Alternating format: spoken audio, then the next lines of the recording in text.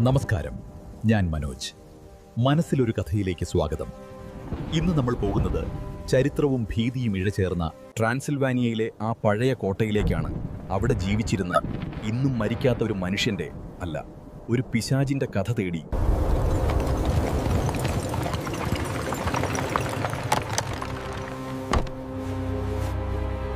അങ്ങോട്ട് പോകരുത്, അത് ശപിക്കപ്പെട്ട ഇടമാണ്.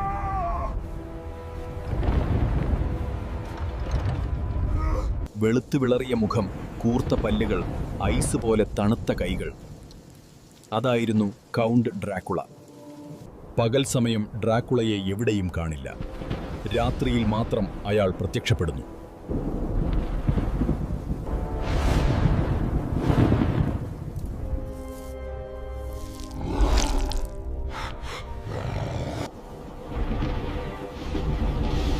ഡ്രാക്കുള.